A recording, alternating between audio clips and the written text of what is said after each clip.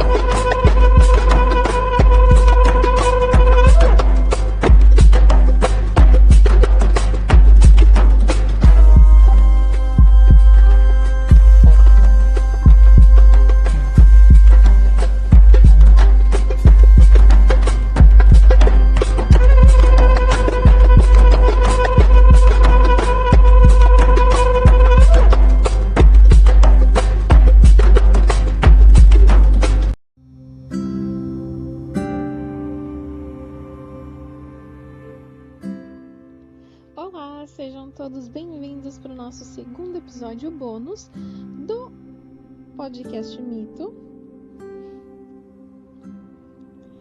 Olá, sejam todos bem-vindos para mais um episódio bônus do nosso podcast Mito, Corpo e Voz.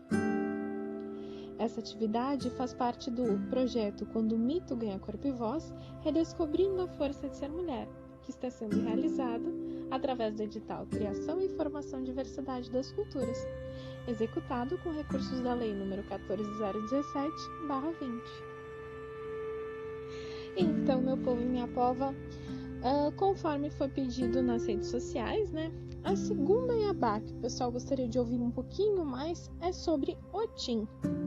E eu já tô meio triste porque eu gostaria de trazer muito mais material sobre ela e muitas outras narrativas, mas como eu tive dificuldade em achar outras histórias a respeito de Otim. Procurei, inclusive, narrativas que tivessem ligação com Odé, por várias delas fazerem referência, de que eles eram irmãos e tudo mais, mas realmente, gente, foi um sofrimento. Revirei a internet e também não achei nada que fosse mais concreto ou que trouxesse mais histórias sobre elas. O que Dona Karina teve que fazer então? Recorri à obra que a gente já vem utilizando como aporte, que é a mitologia dos orixás, e descobri que existia no livro uma segunda narrativa sobre Otim, mas daí ela já nos surpreende da seguinte forma. Essa segunda narrativa não apresenta Otim como mulher, ou melhor dizendo, não propriamente. Ela vai apresentar ela como um rapaz. Então, ainda assim, resolvi trazer para vocês, para a gente poder pensar um pouquinho sobre essa narrativa e ver em que momento da nossa vida, ou em que ação que a gente acaba tomando ou não, ela pode estar sendo refletida, certo? Então, vamos lá. O título dela é Otim aprende a caçar com Oxóssi. Otim era um rapaz cheio de segredos.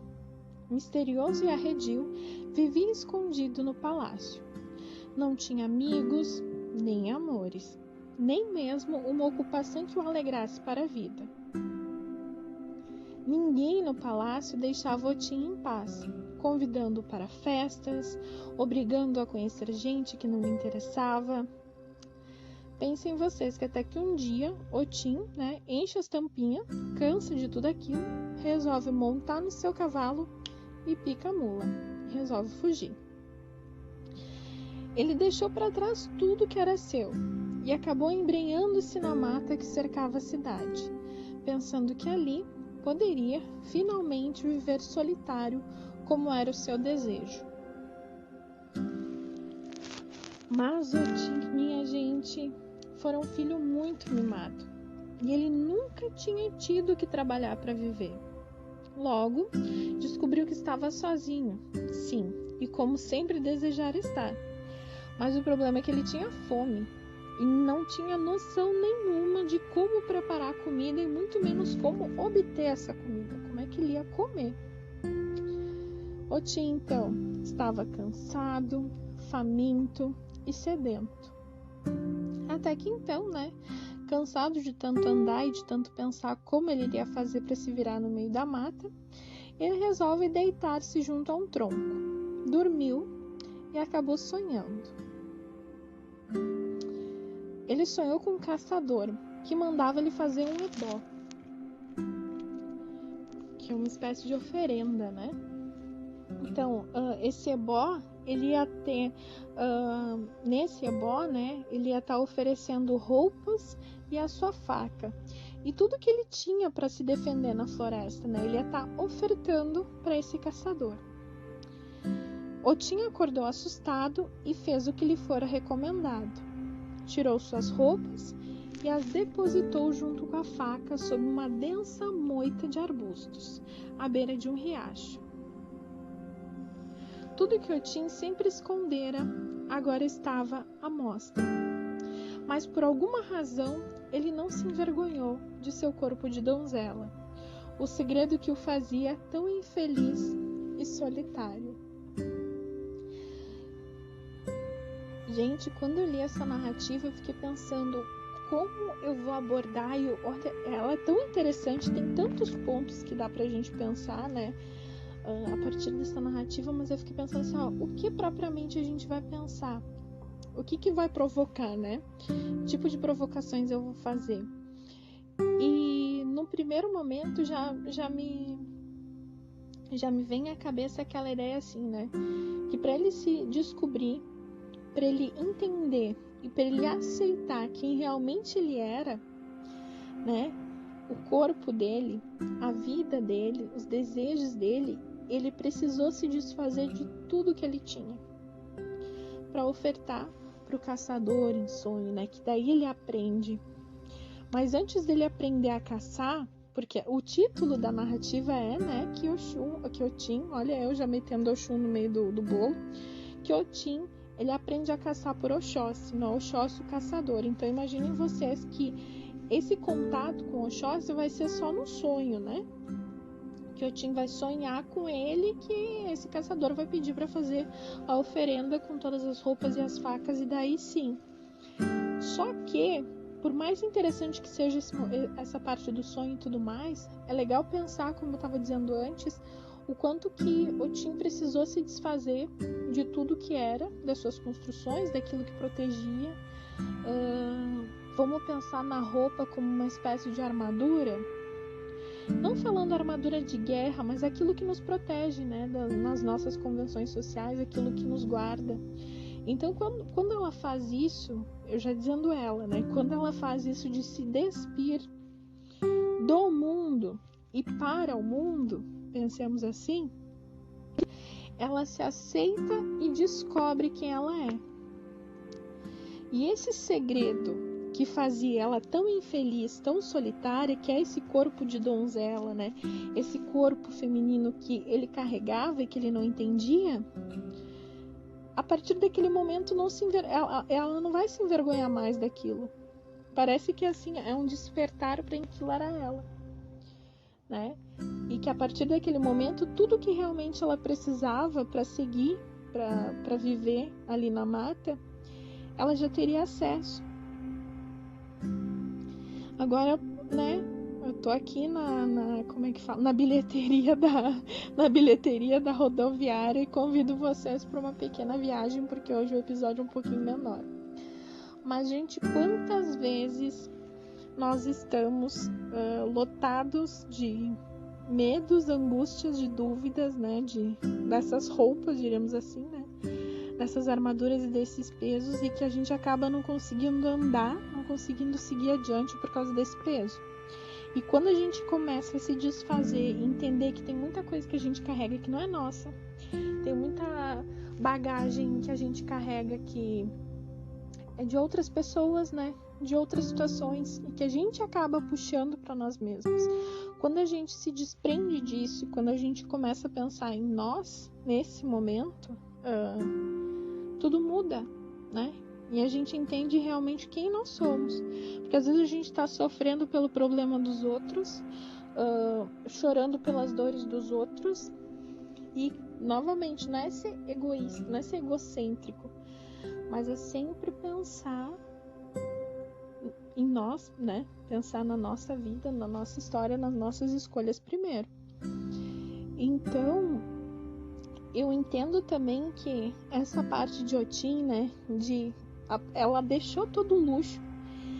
Era um príncipe, enfim, né? Era da realeza, ela deixa o castelo, deixa os seus bens, deixa todo o seu conforto para ir em busca realmente da escolha dela, do que ela queria, né?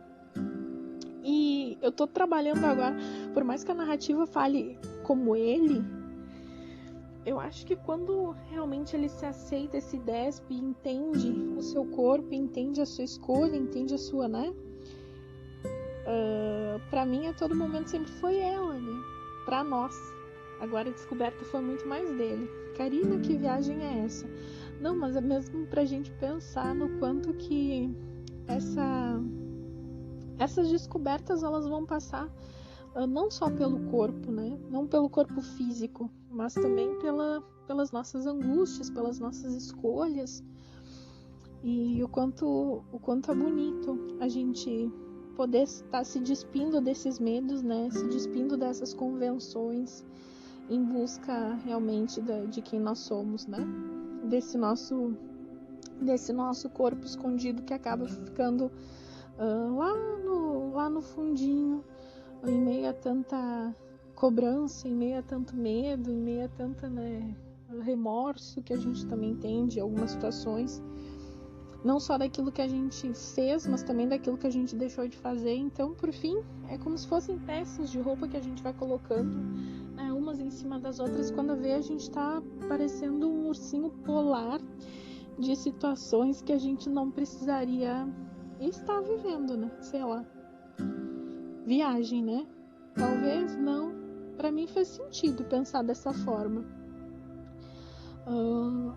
Uma coisa também bem interessante, né? Quando ela deposita junto com as roupas a faca, quando ela oferta a faca para esse caçador, né, do sonho, é a mesma coisa, como assim, o instrumento de guerra, o instrumento de defesa.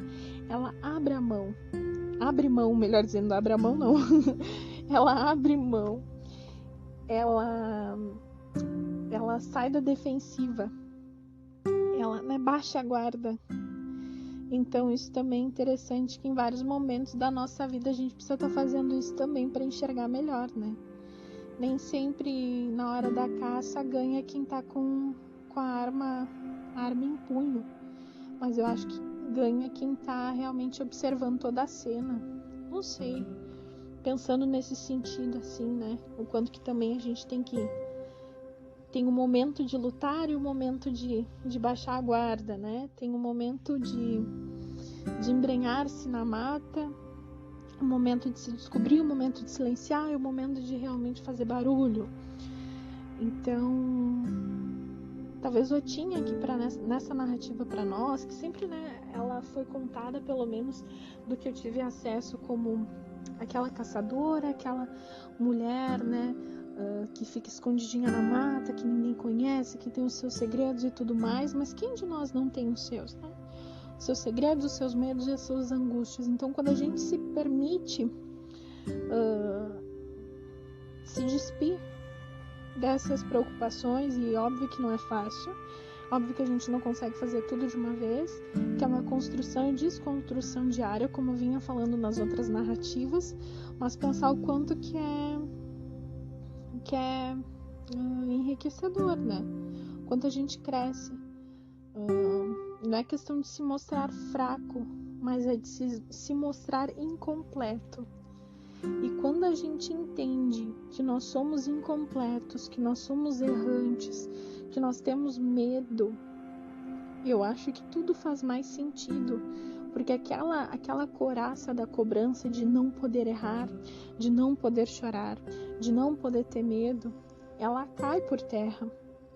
E a gente realmente vive e a gente sente. Agora eu não vou lembrar para vocês assim, de onde é que eu tirei isso que eu vou falar agora, mas uma hora ou outra vocês me lembram. Encontrou comigo na rua, Karine, tu lembra aquele episódio da Oxum? Gente, de novo eu com o Oxum na cabeça. Olha essa mãe metida que quer agora participar de todos os episódios. Linda, né? Mas agora é Otim, Jesus, Otim. Lembra daquele episódio de Otim que tu tava falando que daí tu disse que não sabia o texto? De onde é que vinha? Mas olha só. Era bem assim, que a beleza da vida, grande parte dela está no sentir a dor. Como assim, Karina? Do sentir, quando a gente só percebe, entende que a gente está vivo quando a gente passa por certas situações que realmente nos atravessam. Então, em certa medida, pode ser que a Otim, aqui na narrativa, ela foi atravessada, né, pela cobrança dos outros, por aquela, como dizia no início da narrativa, né, com aquela cobrança de ser popular, de estar junto, de estar na festa, de estar agradando todo mundo. Então ela sente aquilo atravessa ela e naquele momento que ela sente e que aquilo a incomoda, ela resolve fugir. Então, quanto é interessante, sempre que possível, né, a gente poder estar correndo também para a nossa mata interior, para aquilo que nos acolhe, para a nossa essência, né, para aquele berço, aquele colo, para poder entender as nossas reais vontades, os desejos e poder estar encontrando o nosso corpo, né, quem realmente nós somos.